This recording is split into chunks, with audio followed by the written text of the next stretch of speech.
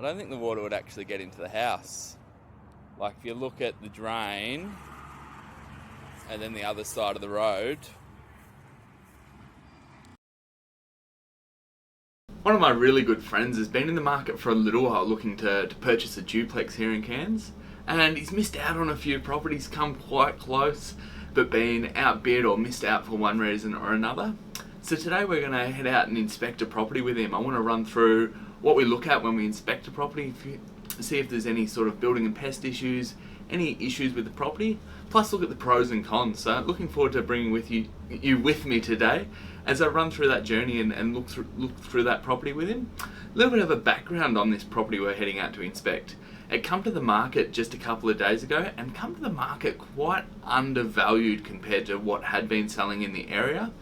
So he essentially called up and offered 5% over the asking price straight up, and it was a cash unconditional offer. Now the agent, I think, did the right thing for the seller here and declined the offer and really encouraged him to come have a look at the property first before putting forward that offer. So the agent, I think, was working in both the buyer's and the seller's best interest to make sure the buyer knew what he was actually buying, as this property does have, by the sounds of it, a few maintenance issues that needed to be attended to. But at the purchase price, or at the advertised price, I think this deal really stacks up, and I think it has potential. Even if we do need to spend 50, 60, 70 grand on the property, there's definitely money to be made straight up, as well as a really good cash flow play into the future. So come along as we check this property out.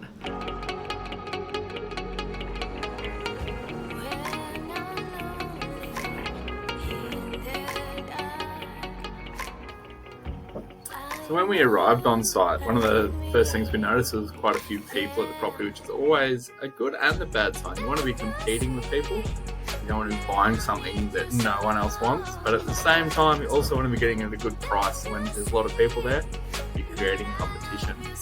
First thing we did when we got the property is have a walk around the outside, always looking for structural issues, any major cracking in the block work, what condition the roof was in. There was also a drain running down the side of this property, which we had a good look at and just made sure that that drain wasn't going to be an issue. There was a bit of wet rot on the fascia boards, but that's nothing to be really too concerned about. Overall, there was no major structural issues.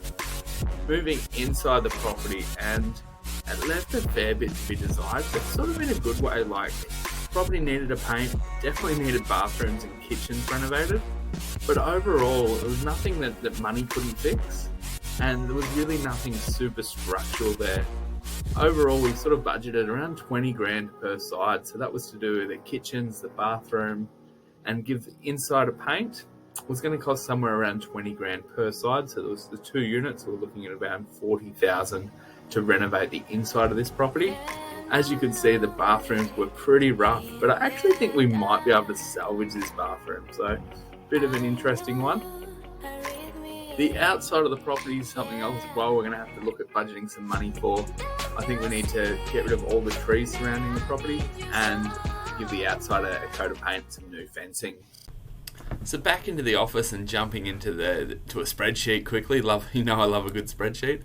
I think it's important to understand why we were so interested in this property, and that was for 2 main things. Firstly, there was good capital growth to be made off it into the future. I think this area is going to do really well.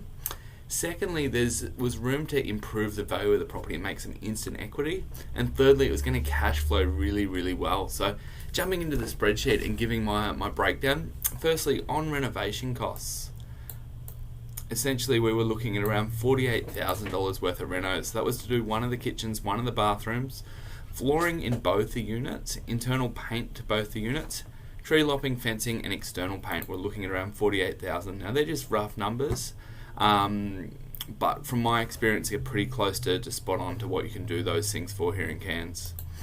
In regards to the purchase price, the offer he put forward was $455,000, which stamp duty on that was around $13,000, allowing for $48,000 of renovations. Essentially, we would be in that property for $518,000. Now, the market value, looking at comparable properties, fully renovated duplexes in the area are selling around the 600,000 mark. So the 580 might actually be even a little bit on the conservative side, but it would give us an equity uplift of well over 10%, with a $61,000 return pretty much as soon as those renovations were finished. So with that, we know we'll be able to make some money and move that money into the next deposit for the next property. So this property here was very appealing in regards to the equity uplift. Looking at the cash flow, it was very impressive. So without a doubt, we just rented a pretty much identical duplex in that same suburb for $390 per week per side. So that rental income, including both units, would be $40,000 per year, which on a $455,000 purchase price, even after the renos, is around a 7.8% gross yield. So that is a really cracking yield. Your council rates on that will be around $4,500, your insurance $1,500. The people that we rented the other duplex to in the area was a government organisation, so there wasn't really a need for property management, so I haven't included that in on this, but it does give you an idea. So after your outgoings on that property, and based on the interest of the full loan, so that's the full $518,000, so that was funding stamp duty, funding renovations, funding the whole lot, which if you've got another property with equity in it, you can do that. That is an option. If it's a good idea, if it's not if it's a good idea, if it's a bad idea, that's up to you to have a look at. But you could fund 100% of that purchase and renovation costs if you so desired, which that's some sums we've worked out here. So funding the full cost of the property would leave $365 of cash flow available per week, or $19,000 per year. So that is a very appealing cash flow. So we've got cash flow, we've got future growth in that area, and we're also buying it with room to make money from the renovations, room to sort of create equity uplift in that one. So that's why this property was really appealing. It was definitely worth going a little bit north of that 455 for this one, but he has put that offer in at 455.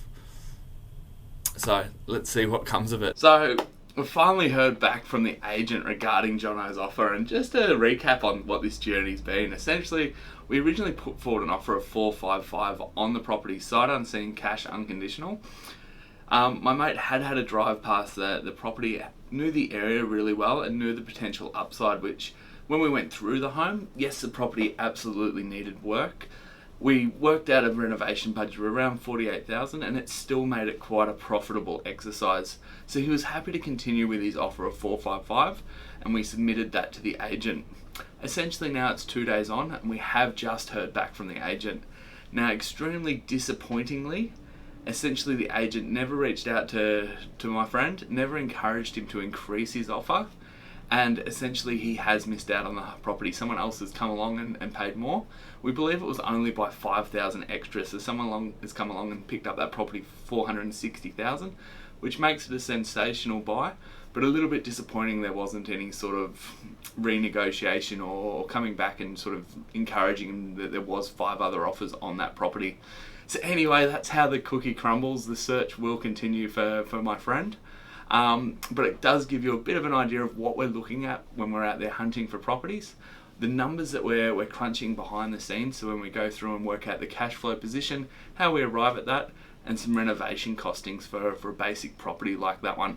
Hope you have enjoyed this video. It's something a little bit different. If you have enjoyed this style of video, let me know and I can document more about our buyer inspections for you, as we love bringing out new content and we really want to bring content out that you enjoy. Thanks for tuning in and have a fantastic day.